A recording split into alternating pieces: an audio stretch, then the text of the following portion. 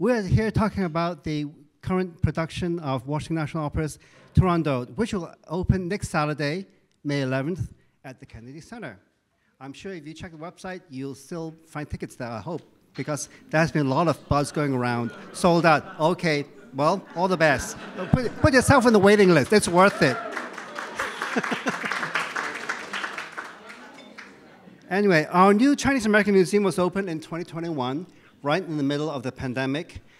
Despite the restrictions, we forged ahead with building our programs and also build a series of temporary exhibits, as well as community outreach activities. Over a year ago, the museum learned of WNO's plan to commission a new finale for the Turandot, and we asked how we can be of help. So here we are. We're co-hosting this event today. Our museum is, well, which is across the 16th Street, is not big. And, well, currently, we certainly cannot accommodate all of you sitting down comfortably for this discussion. That's why we're doing this at the Darcy Hotel at the Ruth Bader Ginsburg Room, which I think it's very appropriate because, as you know, the late Supreme Court Justice was a hardcore opera fan. And she actually sang with the chorus, right? Oh my goodness, even better. The Duchess of Krakenthorpe in The Daughter of the Regiment. That's right, fantastic, good for her. So I think it's very appropriate for us to be here to talk about the WNO and Francesca Zambello's groundbreaking concept and vision. The CAMDC is delighted and honored to have this opportunity to work with the WNO. And now I would like to invite Tim O'Leary, the General Director of the WNO, to come and say some words. Tim.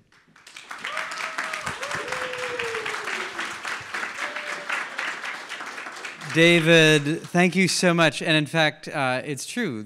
We're delighted and almost regretful, though, that all the performances of Turandot are sold out at this point. But, you know, someone will turn in their tickets, and if you don't have your tickets, you can swoop them up. But, David, one of the reasons I'm grateful to you is you and the Chinese American Museum have been helping us spread the word for the past year, and that's been very effective. So thank you so much. You are all in for a real treat today. So my job is General Director of the Washington National Opera, and that has various aspects to it. But the best part of the job is it's my job to say yes to Francesca Zambello's ideas. And this idea, she mentioned this idea to me like 4 or 5 years ago, and it was kind of on a list of we should do that at one point. And then about 3 years ago, she was like, okay, now it's time, we're doing this. And I was like, yes. And here we are. And what an the other night, we have a rehearsal. It's called the Sitzprobe. We put the orchestra and the chorus and the cast together for the first time. So we were all the first human beings on Earth to hear all together those forces perform the new ending of this Turandot, which I believe is going to go on to be the new standard ending of Turandot all around the world, and you'll hear why in just a moment. So we have a wonderful panel, and moderating the panel, I'm very pleased to introduce someone who teaches at the University of Maryland, but also serves as executive director of the Music of Asian America Research Center, and he'll tell you a little bit more about that. So please welcome Eric Hing.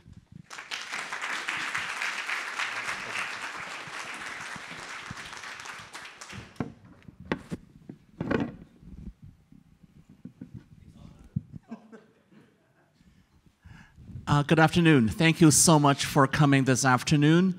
It is my pleasure to moderate this panel, and it is my pleasure to introduce our panelists. So the first person, most of you already know, Francesca Zambello has been the artistic director of the Washington National Opera since 2013.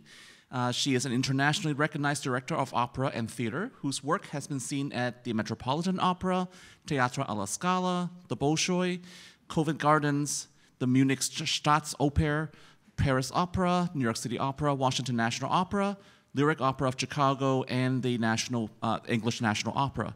She has also staged plays and musicals on Broadway, Disneyland, and at major theaters and festivals across the US, Europe, and Australia. Zambello is the recipient of numerous theatrical and governmental honors, but for today's discussion, what's probably most pertinent is the knighthood of the Order of the Star of Italy for her contribution to the promotion of Italian culture and heritage. Please welcome Francesca Zambello.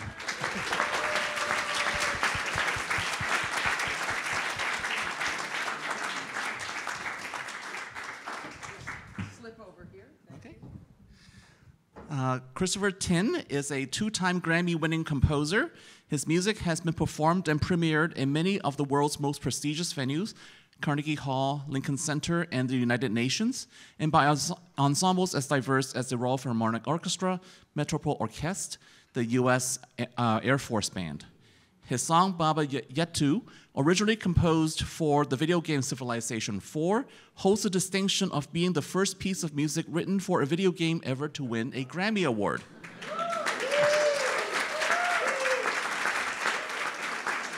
And you can all sing this on Tuesday, right? So if you haven't seen it, you can go to the concert on Tuesday at the concert hall at Kennedy Center, where Christopher Tin will conduct his music, and it's a sing-along. How much of it is a sing? All of it? All of it. I'll get to 3 pieces total, including the new fall finale of Turandot. Great. So yes, so you can learn part of Turandot on Tuesday. So please come to the concert hall. Yeah, please welcome Christopher Tin.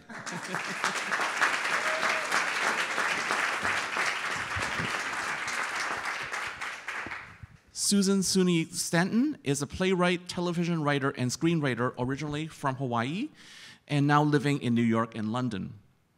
Her plays have been produced internationally and regionally across the United States.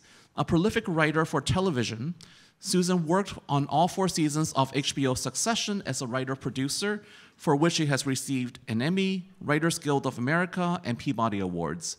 She is a co-writer of the award-winning feature film Brooklyn Love Stories, and her film Dress won the Audience Award at the Hawaii International Film Festival. Winner of numerous theater awards and honors, she has taught playwriting at UT Austin's MFA program, SUNY Purchase, New York University, Yale University, as well as various other institutions regionally and internationally. Please welcome Susan.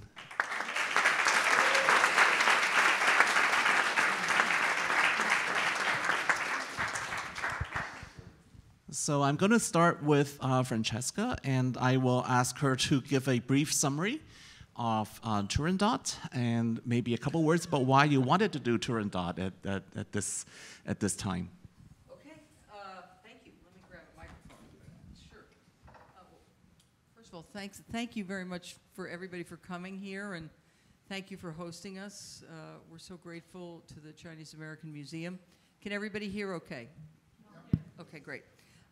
So Turandot, in my world, is incredibly complicated and difficult. It's Puccini's last opera. He died before he finished it.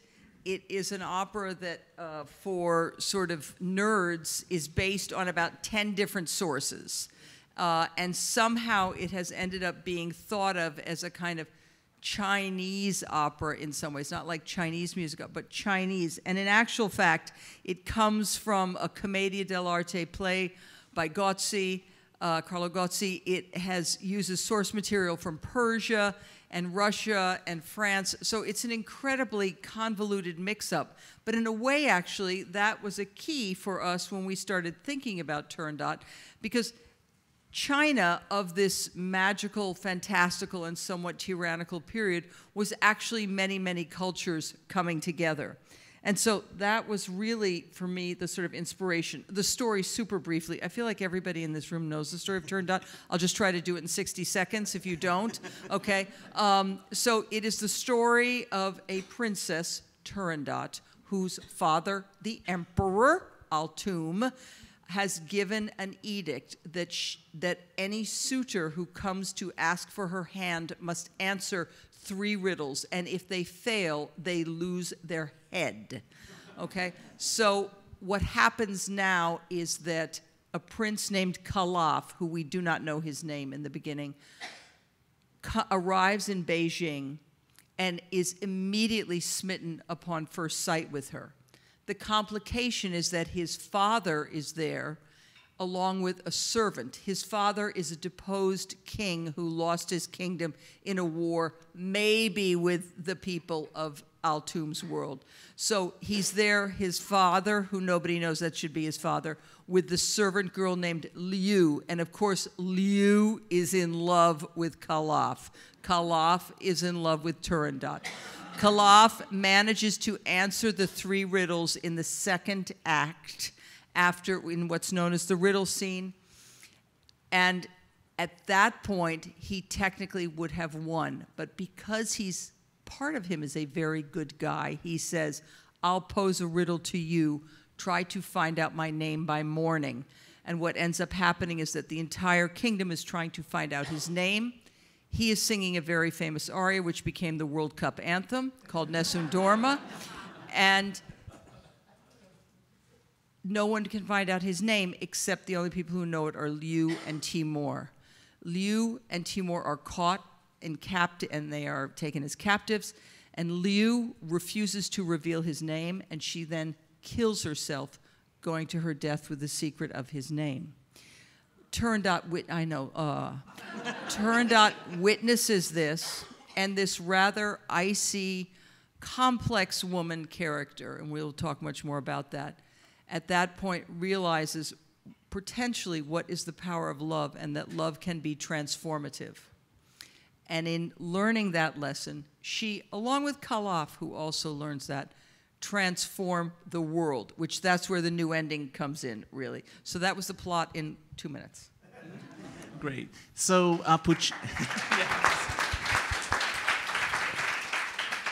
Yes, in planning this, I asked if I was responsible for giving a synopsis, and I'm very glad that was taken off my plate.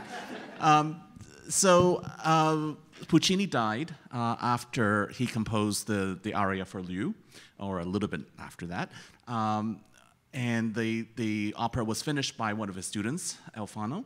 And what are your thoughts about the Alfano ending, since you wanted to replace it? So Puccini died in 1924. The opera came into public domain, obviously, this year, which in a way was a gateway to open the ideas to addressing certain things in the opera, and also a new ending, which was finished by his student, Franco Alfano, who is an incredibly competent B- Italian composer. And so I have directed this opera a number of times, and in productions in Paris and at the Bolshoi, and every time I did the finale that Alfano wrote, I was incredibly frustrated, because I felt that Puccini gives us amazing, strong women. Tosca, Butterfly, Minnie, Suor Angelica, just all these incredible women characters. He always makes them the protagonists, right? They didn't call it Cavaradossi, they called it Tosca.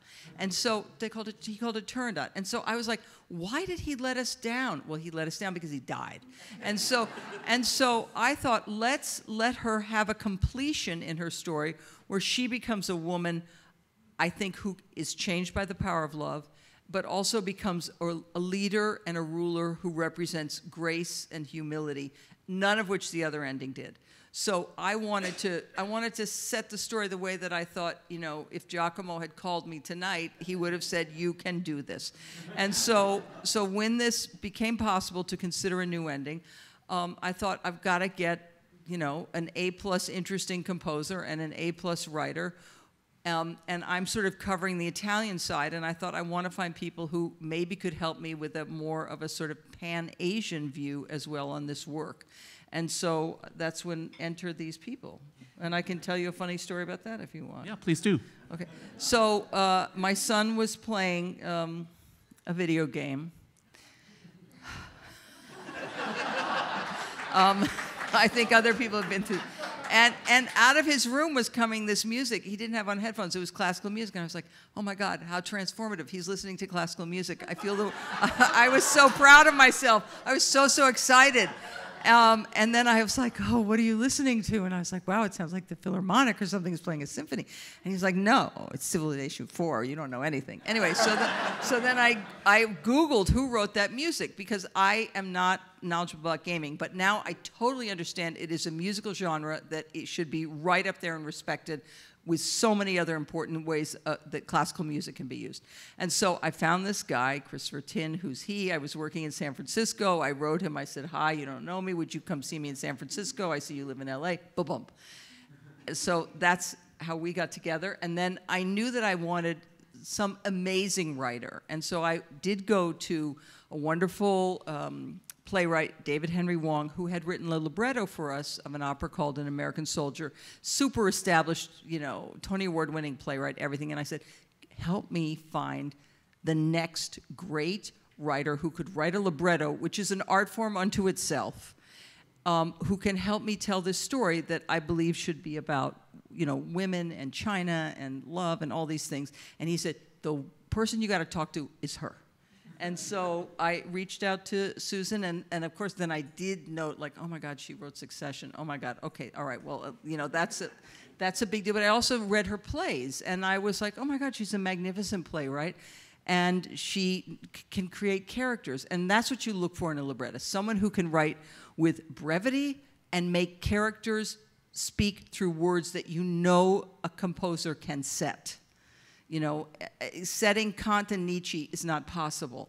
And so I thought, okay, these are two good, so that's how we're here today. Wonderful, wonderful. So I understand that you have brought with you some photos of the set design and some costumes. Would you like Sure, I'll to be happy to discuss show this. that? I feel like I've talked a lot, and they're going to talk a lot, and Christopher's going to play music, so it's not just, I'll shut up soon.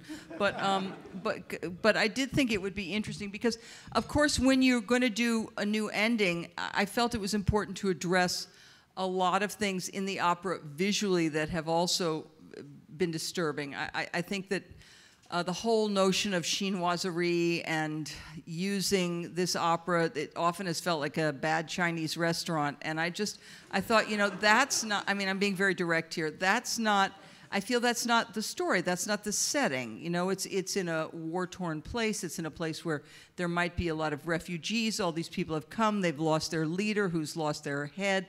And, you know, these kingdoms that are falling apart. And so I wanted to try and create a world. So went to a wonderful design team, Wilson Chin and Linda Cho, who just got nominated for a Tony this week, and lighting designer. So here are all their names up here. I won't go through it in great detail. But we set it in a kind of a world that is definitely a world that might have been an industrial location, but is changing, slightly falling down, and one that is transformed a lot through the use of projections. So let's see what other images we have here. Okay, I'm pushing it to go forward. It's not going forward. What should I do?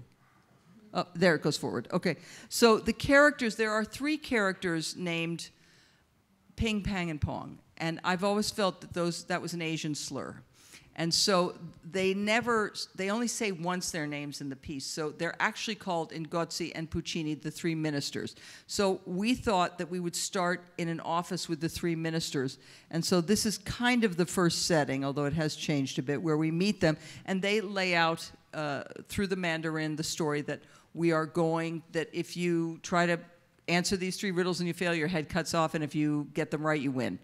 And so this is the sort of basic structural world, which is a world which transforms into, it can be a palace, it can be a ghetto, it can be a holding place for people, and it really transforms magically through the use of projections and lighting.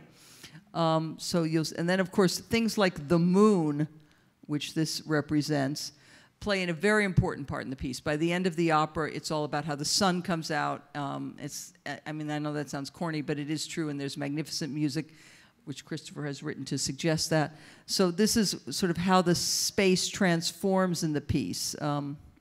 So you can see here, these are different settings within, I'm sorry, I'm going backwards. Well, the moon is super important in the piece because she goes in a way from being the moon to being the sun.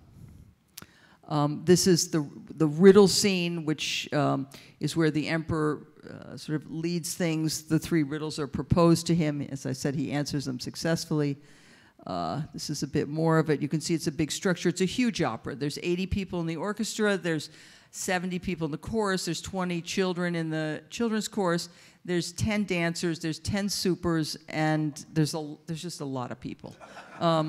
But that's, you know, it's grand opera. This is Puccini's biggest opera. It is grand opera. And of course, the notion of a guillotine and the execution is important in the piece.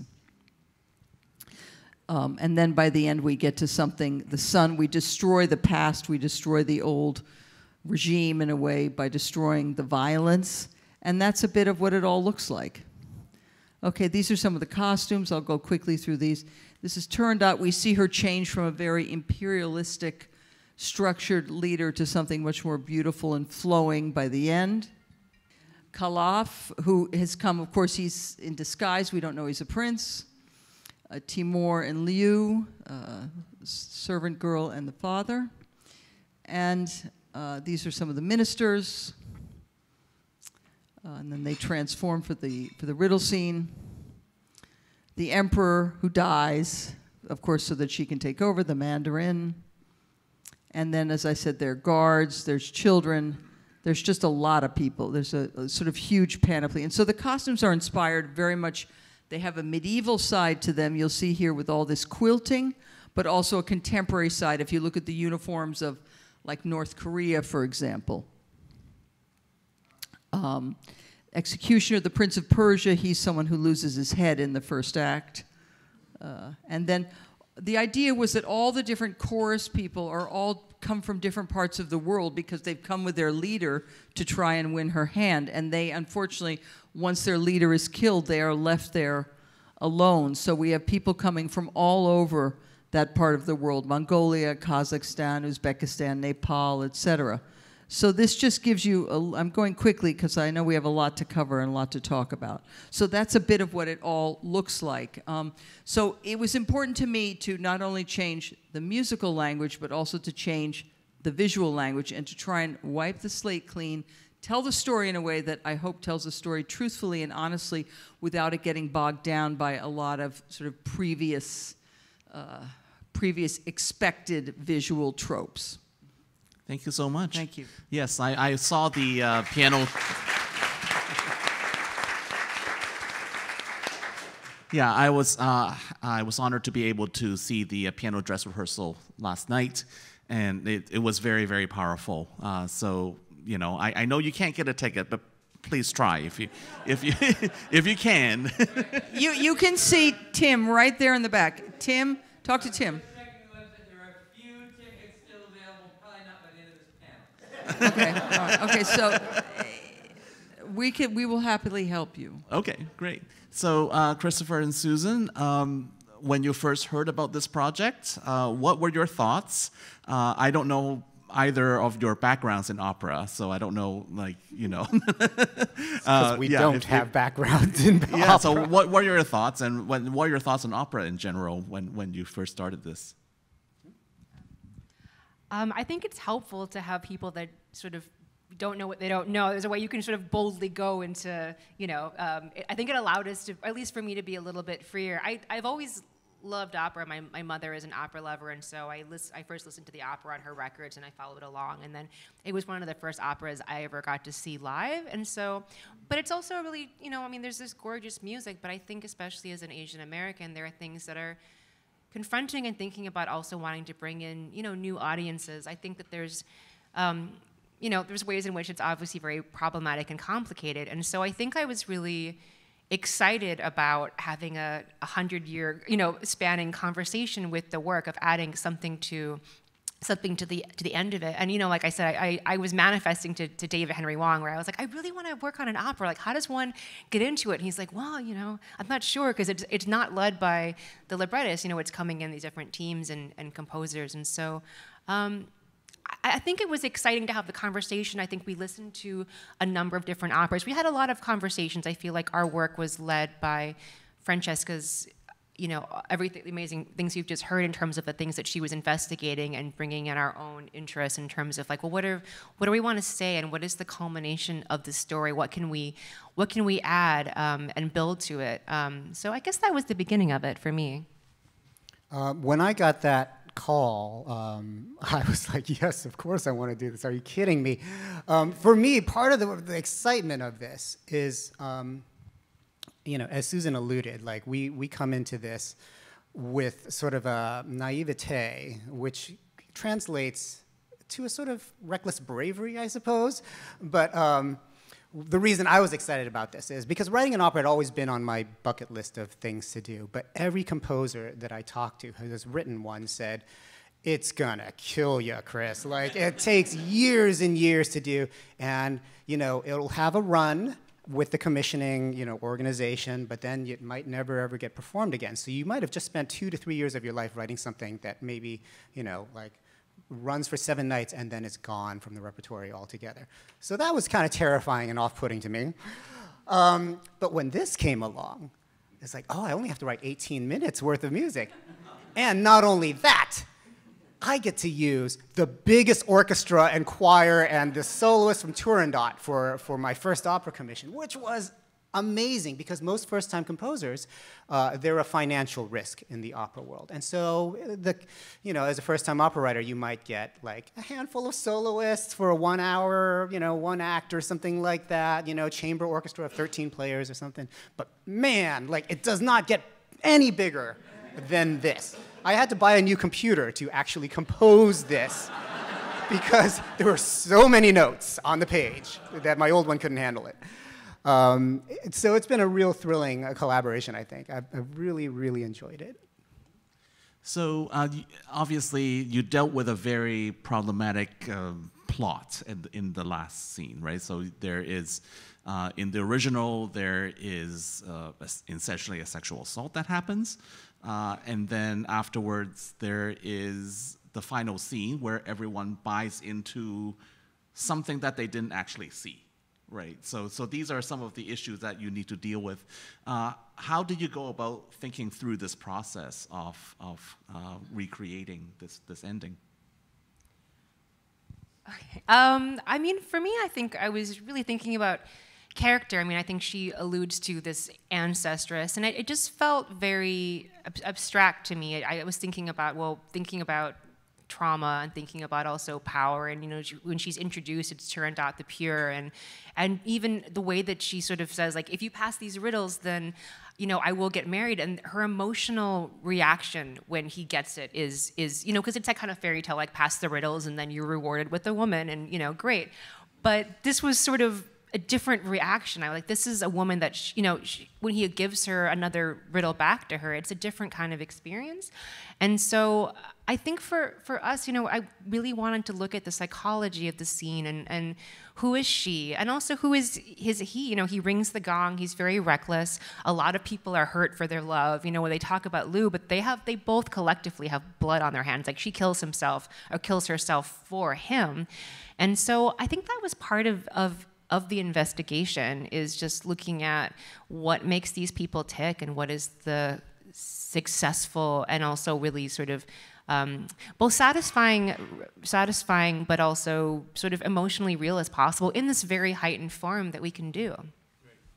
I mean, one of the difficulties is that neither Karloff or Turandot comes off as particularly sympathetic characters up until this point, right? So it has to be a fairly quick transformation. Yeah, I mean, I mean, it's really dreamy, but he's kind of the reckless in love guy. Like, it's kind of like the entire town that can't sleep, and it's just, he's elated. And then, you know, and she's the ice princess. And so it's about, in the first time after the death of Lou, there's a real reckoning, and, you know, they're pushing back against each other in the version. You know, they have a real back and forth almost as a couple, and they're talking about sort of actions, and there's his idealism and then her sort of trauma and strongness. And so one of the things we talk about is, you know, what is power and mercy, and that he doesn't have to lose for her to win. And then, you know, he's the optimist, and he gives her his name, and so he puts his life into her hands. And then she has to decide in front of the people as the sun is rising what that looks like. And, you know, in the other version, she just talks to her father, her august father, and reports, like, I know his name. But in this version, you know, I think Francesca was really looking at her as a powerful figure and of a leader. And so, you know, it killed off the father, and it's all about her leadership and this new dawn, this new era of Turandot. Right. So did you come up with a scenario that you wanted to do and then started writing, or how did that process work? Yeah, please.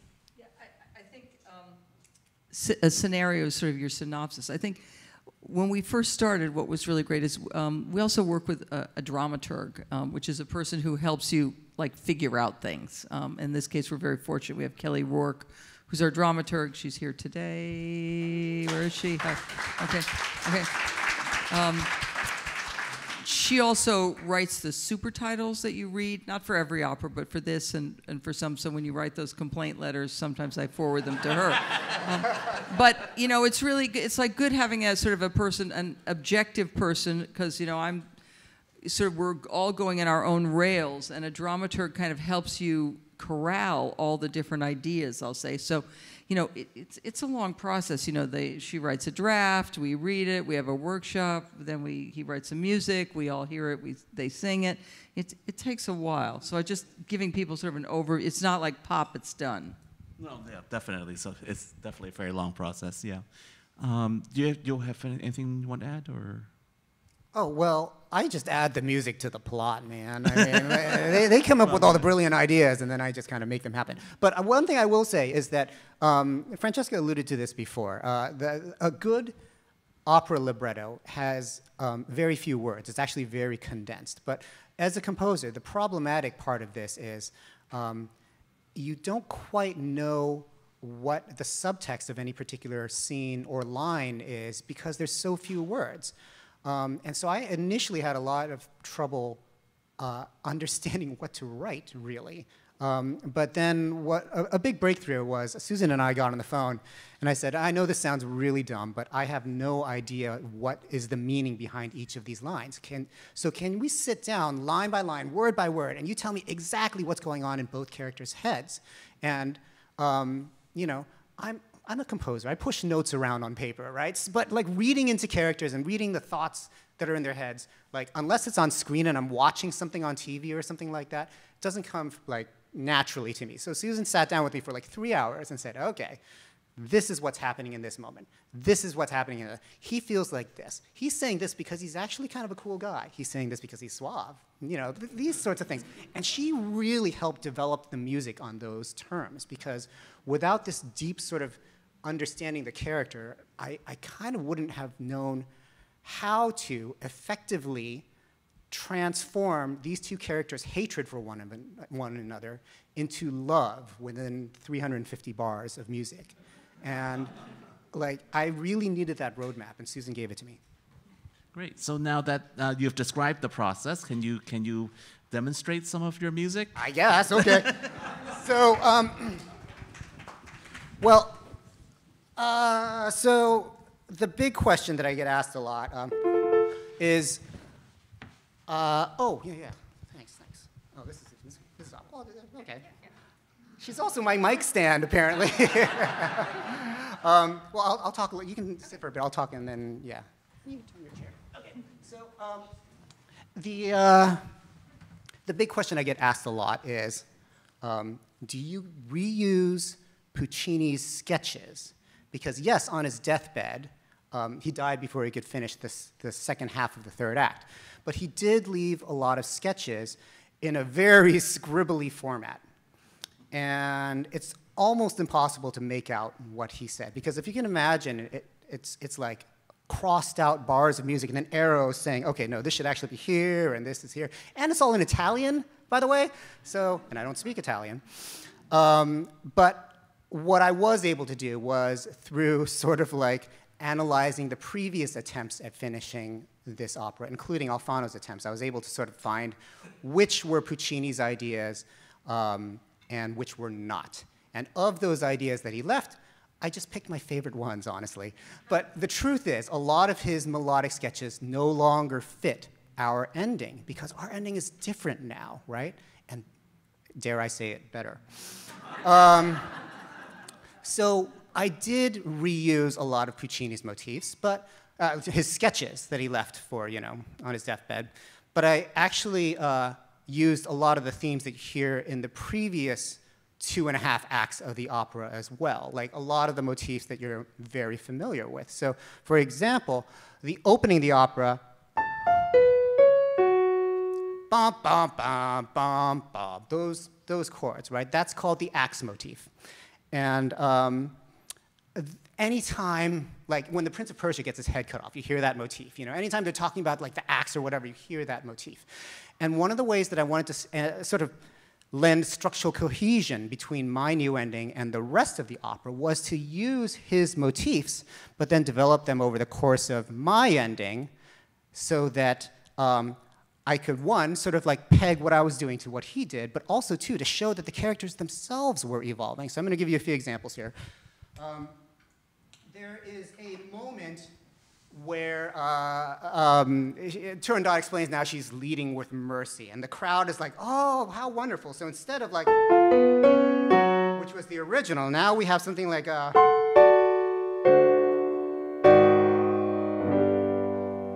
ends happy, right?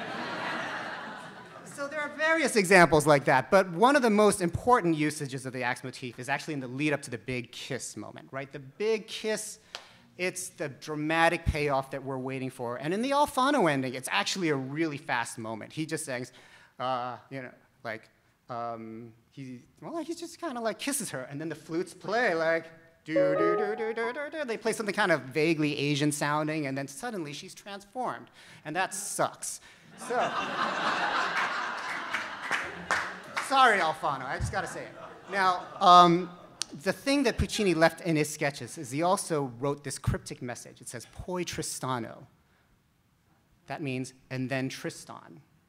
And he's referring, of course, to Tristan and Isolde. Puccini was a Wagner fan. Tristan and Isolde was this apotheosis of romantic love, right? And, you know, one of the ideas I latched onto was the idea that I could take this axe motif and use it to create a big build-up to the big moment that they kiss, and thereby signify, through musical ideas, that previously what was her defining characteristic, her beheading of characters, was now transforming into something like love. So the axe motif at the beginning,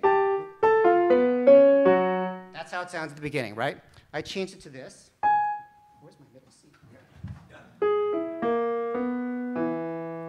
And I build it up in a way that sounds almost like Wagner's Tristan und Isolde, in particular, for all you opera lovers out there, the Liebestod. Liebestod means love, death, right? This is how that sounds.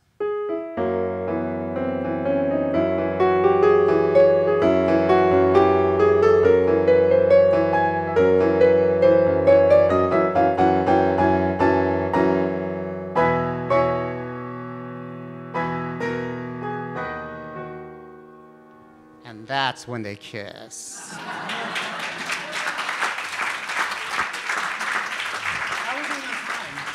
We're good. We're good? Okay, I'm going to share another little preview here. All right, so that's Turandot. But Kalof needs addressing too, right? Because in order for us to believe that Turandot actually can fall in love with Kalof, she needs to see that Kalof has changed, right? I'm applying what little I know of how love works, having been happily married for, you know, like 10 years now. But, you know, I think that part of the problem was that, you know, he's a very young, brash, arrogant man at the start of this opera. I mean, he's basically falling in love with Turandot because she's hot, right? And at the beginning of Act 3, he sings Nessun Dorma, which is this triumphant football anthem, as we all know. But it's kind of a moment of just him being a jerk, because he knows he's won the contest, and he's just taking his victory lap saying, none shall know my name, I have won, right? And the way that I wanted to show through musical terms that Kalof has changed was I wanted to take his most signature motif, which is Nessun Dorma, and then transform that as well. Now, in the Alfano ending, just like our ending, Kalof gives up his name. And in the Alfano ending, sorry, Alfano, it's kind of a throwaway moment. He just says, my name is Kalof, da da da da, dissonant stuff happens, we move on to another idea. So in the sequence that I composed, there is more of a build-up where he says, you know, my love has broken everything inside me except hope. Princess, don't let your cold heart be the weight that drags down your people. And then he sings. My name is Kalaf. Son of Timur. You have my name.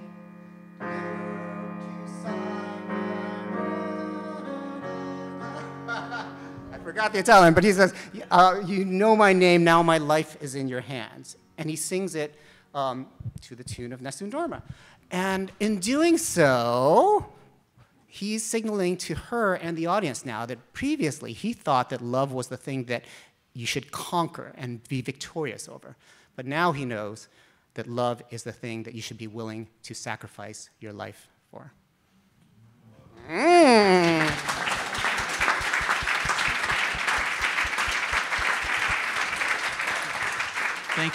Thank you so much. So I just want to ask one final questions about the rehearsal process before we open it to questions from the audience. So I guess I would start with Francesca. I mean, you book the artist before there is the ending. What do you tell them?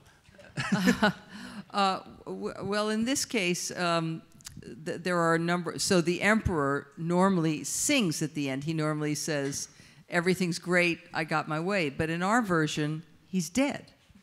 And so I had to tell the amazing tenor Neil Shikoff, who we've convinced to come back and sing the Emperor.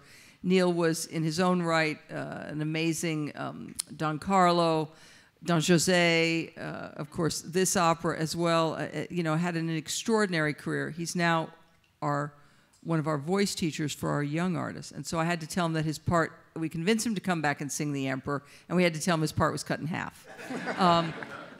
But that's another, I think, great part about this finale is that Turandot says, and in a way she levels society by saying Liu's body will be buried next to that of the emperor. And so in a way it creates this incredible swipe in one line, I think, of making a society where all are equal. So Neil is one. But then the main people who sing in this finale, of course, are the tenor, Young-hoon Lee, who was our Radamaze a few years ago for regular subscribers. He's a wonderful Korean tenor. So he was totally excited about this. And Eva Plonka, who is Polish, but now lives in the United States, has sung this role before. So they were both super excited about it. And then the three ministers actually get to sing a line in this, which normally they don't get to sing it, so they're happy about it. And the chorus sings a lot. So everybody was excited about it, and they are excited. And I think it's it's funny when he was talking about only having to compose 18 minutes of music. The pressure when you do a brand new whole opera is a lot. The pressure when you do a big new opera production of a piece like this, of course, there's a lot of pressure. But you're only worrying about the production and the last 18 minutes. Like, people are going to say, well, Puccini, that was terrible, that Act 1 aria. We know that in Questa Regia and Nessun Dorma and all the Liu's arias, Tuque di Gel, and they're already big hits in our repertory world. So I think all of the artists are really excited about it, as is the orchestra, and our conductor, Speranza Cosa-Scapucci, who has been with us before, conducted Tosca and Cenerentola. So people are, the chorus, chorus love their music. They're very happy about it. So I think so far we're good with everybody in the team. Great, wonderful. So let me ask Christopher and Susan, how has the rehearsal process been for you? Were there any major changes during the rehearsal process, or Yeah,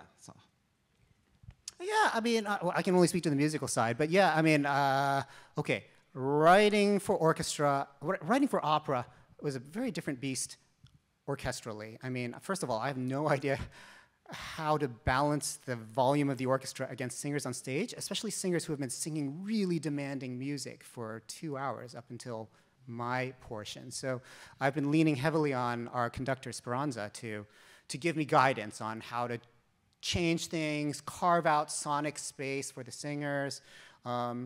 And also, she's been really great at, shaping the music through accelerandos and retards and just giving it a lot of life and breath. And I've learned a lot of lessons through this that I hope to apply when I compose my next opera. And I mean, for me, I think it's partly as an observer because I'm a playwright, and I think it took me most of the first 2 days just to get used to the scale. I mean, the number of people, like the pit, I just was like, oh my God, and the size of it, and thinking about this as a form. I think something really interesting for us was the workshop and working with some incredible singers and watching. I mean, I'm just observing them work with Francesca and Chris, but saying, oh, we need this much room to hit this note, or we were discussing yesterday, like starting a line with like a her kind of sound is easier than like an S sound. Like she are finding the open vowel words and going through the exact meaning in English for the super titles and then with the Italian. And so, Kelly and I are working together simultaneously on the super titles, also trying to find ways in the way that we've changed the names of the ministers, like there's a line that's like, she's as white as jade. I'm like, okay, let me change that. Or like, how can I go through, make some, with Kelly, make some lines more poetic or less awkward. I'm sure we'll get emails because I'm definitely pushing against some of the meaning has definitely changed. But for me, I wanted to make it exciting and accessible, but not to. And I think also just making it sound like a continuation of the story. I think there's been some different versions where it's very, very different. And so I feel like the intention is to allow this to be a satisfying conclusion. And so, I mean, I feel like I'm just trying to stay out of the way. But we have lots of conversations, and even, looking at these final moments, looking at her trauma, looking at these connections, like the process of her change and the physicality. And so we were looking at some of those moments even yesterday and talking about, who initiates what, how do these people relate to each other physically, when they're alone together for the first time. And she lets, Turandot does not need to be alone with Kalaf. And so I think it's a really electric and really vulnerable moment between them. And so seeing it in that space and then seeing everyone come out and I don't know, I'm just talking, I'm really an observer, but I also love watching the children's orchestra and hearing Francesca on the mic, like, hold your sticks upright, and whether or not they're allowed to run on stage for the entrance or not. And it's been really incredible and joyous, but I'm mostly just kind of sitting in the audience, just taking it all in. Wonderful. Thank you so much for sharing. So we have some time for audience questions, and Warren is going to pass the mic. So we have. Well, just real quick. Did you say that the emperor dies at the end? The emperor dies after the riddle scene. I'm giving you a spoiler alert now. Yeah, I thought so, but how does he die? Well, do you have your tickets? So that's a secret. That's a secret. It happens on stage. All right. It also shows that then that Turandot is vulnerable, that she now becomes the leader, and she is that it's not a reign that's passed on through men. Presumably, we've never seen the emperor has no wife, and there's no son. It's just her. So I think it's interesting that it has to be her, and what does that mean? Hi. I hope I'm asking this question correctly, but I'm curious about the process with, clearly the opera world would have known for a while that this would be in the public domain in 2024. So how does that all work, and how far in advance does that thought start, and how do you get to do this versus other opera companies wanting to maybe do the same thing? Well, other opera companies are, I think, doing this. I don't know who they are, but I know other people are writing other endings. We're not the, and it was something that Tim, this is like, we have a list of things we want to do. We wish we could do a lot more opera every season. I just want to say that, and of course, you could help make that possible. And Tim and I have projects that we want to do, and this was one that interested both of us. And so I don't think we're the only people doing this now. I know that there are other companies who are exploring doing it. So it's not like we decided to do it and then we had the rights to do it. So we'll see. Let's hope that, it's a success, and because there are other endings. Barrio wrote an ending which is completely antiphonal and a completely different musical language than Puccini. And that was one of the things we discussed from day one was, you know, I said, you know, it's got to sound not like Puccini, but you have to find your language within his framework. And I think that's a tough thing. So. Yeah, so I guess that was a little bit my question, but in terms of how much Chris talked about this in terms of how much we know about how Puccini thought about the ending before he passed away. So do we have a sense of, was what the student doing very different than what we imagined Puccini wanted? Do we have a sense as to, I'm curious how, and both for you and for sort of the opera world, how open is changing the ending? Because there are lots of times where the composer changes their score, and in this case, we don't have that. So I'm curious sort of how historical do we think the original ending was? I'm gonna let Kelly answer that, who's to your right, because she actually knows the answer to that question, and let her start. So, you know, there are two issues with the ending. One is the libretto, and one is the music, and that is why we needed to hire a great librettist and a great composer. Puccini was never quite satisfied with the libretto. He kept having his librettist write it over and over and over and over and over again. And as Chris said, there were some sketches for how he was going to set. We don't know if he was going to end up asking for more rewrites or not. But Alfano set the existing libretto. And because there were only fragments of music from Puccini, Alfano had to fill in a lot of extra material as well that wasn't based on sketches because there weren't enough sketches. And so Toscanini, who revered Puccini, said, okay, anything that you can't show how it's exactly grounded in Puccini, we're going to cut that. So what we ended up with for this ending that gets played most of the time is extremely truncated because he cut whatever could not be traced back to Puccini. So for those of you who know the Alfano ending and find it dramatically not satisfying, it's because Toscanini was like, nope, cut all that. Cut the parts of Alfano's ending where he was filling in the blanks, where it could not be traced to Puccini. I forgot your exact question. But this was relevant, I believe. Yes. So in the sense of, this is sort of the last question of how open do we consider changing the ending to be in terms of now knowing that a lot of it's actually Toscanini, but what's sort of the opera world's sense of this ending and feeling like it's worth it, like it's not some holy thing that changing is completely out of bounds. Yeah, I mean, what we hear certainly has its roots in Puccini, but of course Puccini was a man of the theater, and I think Puccini would look at the way that libretto, which we're not sure if he was satisfied with it at all, and look at how it got really kind of slashed to ribbons. I don't think he would have been satisfied with that. That's my opinion, but. Following up with that, why do you have to wait the 100 years for the copyright to expire? If 3 other composers wrote endings prior, why now? Why does the copyright matter? And for that matter, Toscanini could do it, although he could get away with whatever he wanted.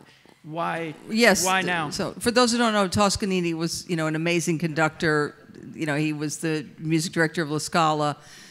He, of course, then also was important in this country because he was the chief conductor of was it the NBC orchestra, you know, and he's famous for, at the premiere of this opera, he didn't do the ending. He put down the baton after Liu's death and said, "This is where the maestro died," and the audience was like, "Okay, and now what?"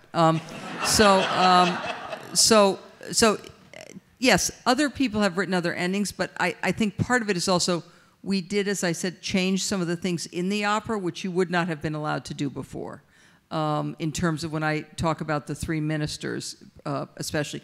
We didn't make any cuts or anything like that. We just changed the text around those things. You would not have been allowed to do that before. And then also, you know, the issue of copyright, when you know, Ricordi, who is Puccini's publisher and control his estate, of course, you could not rent the parts without using that ending before. So therein lies the problem. So the other people who wrote endings, particularly Barrio, and I'm not sure actually who else, I can't remember. But so now, it's like now the parts are in public domain. I mean, that's a big thing about music publishing. That's a whole other discussion, and I'm happy to have anybody else make their comments about it. I'm sure there are lawyers here. Thank you. I have one other question. Susan touched on it. So the new material was written in English. Now, who translated it into Italian, and how did that back and forth work? That was a kind of a group effort with myself, my associate director, who's a native speaker, she is Italian, and another Italian. So we've been through a few Italians. There's a woman in the back who keeps holding up her hand. I feel bad. She's behind you, Warren. And then this woman in the front. Thank you so much. I'm thrilled to be here. I apologize for having to come late. And just real quick, I've loved this opera since I was a little girl. And when I went first time to work in China many years ago, and I heard one of the songs, the Molly Hua song, that the children sing on the radio, I said, they know Puccini, and I didn't realize it was a Chinese folk song. Well, anyway, this young man has asked the question I was going to ask, so I have another one. Does the ending that is now going to be presented to us that I can't wait to see, does that change any of the nuances of characterization for our stars and soloists in earlier scenes? And my second question, if there's time, is what is the next opera you're working on? Thank you. Well, yeah. I mean, yes, of course. I do think it has changed because both of these people have done these roles before, so it has certainly made them rethink the trajectory of their characters. And so we've had a lot of conversations about that, and they're happy about it, both of them, because they have always felt like incomplete as characters by the end. So I think that they're happy about it. And then in terms of his next commission, I don't know. We'll see. I don't either. We'll see. I think my question is very similar to the person who just asked the question. As the librettist and the composer, did you feel the need or want to go back into the original opera and tweak or change any of the dialogue, the arias, any of that to kind of seed the new ending, seed the roots for the new ending?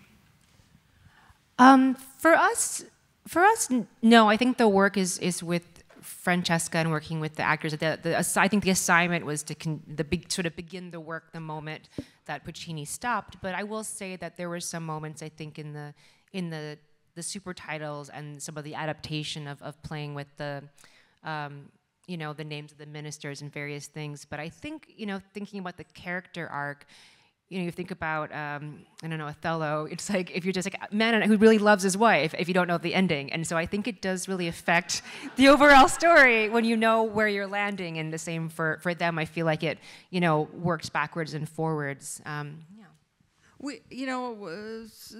truth be told, we did for a while think about, should we have a prologue that is new? And we did think about that. And in a way, I think we're telling the story through the characterizations to get to this ending in a way that works, I think, and through the work of the chorus. I'm glad to say I see member of the chorus here. Thank you for being here. You could stand up. Yeah. Okay. Yeah. All right. Okay. All right. Okay.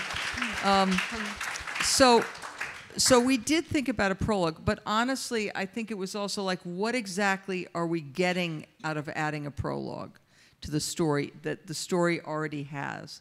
And it seemed like writing a new ending, we had a pass go for that. Monopoly allowed that. Adding a prologue, I suddenly thought like, oh gosh, that's gonna like put everybody into a tailspin. So we're allowed to write a new ending. I don't know about adding a prologue. Yeah, Chris and I, we all had some tortured conversations because I think there was open to talk about the prologue, but I think it's also what would it be? We talked about it being, is it a book-ending frame with the ministers and what this kingdom is? But looking at it, I mean, the beginning of it's like the opening chords are so strong, and it's kind of like Romeo and Juliet in the sense of like the prologue. Like it's just so clear of what the plot is that actually even kind of free writing ideas for it, it just felt like it watered it down. And so in a way, I think sometimes it's as an artist, it's okay to do the less if it feels correct for the story, and so we had explored it, but ultimately I think let it go, because nothing was compelling enough to necessitate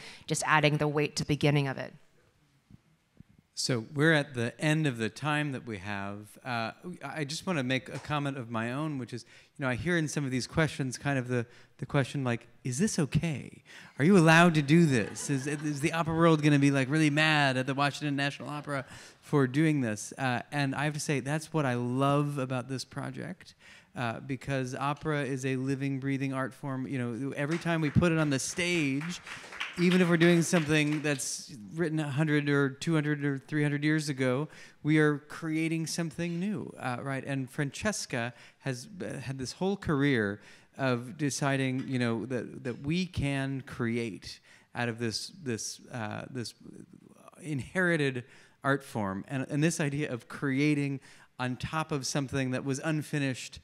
In any case, as soon as she mentioned, I was like, that is a great idea. And if anyone's mad about it, that's their problem. You know what I mean? And but then it's one thing to have the idea, and then to get people to execute something with such respect and love for the art form and for the thing that we are sort of framing with it, right? That's been the real joy of this. So I really just want to say thank you to all of you for joining us. Thank you to Warren Williams, our Director of Music Education at the Kennedy Center, for organizing this.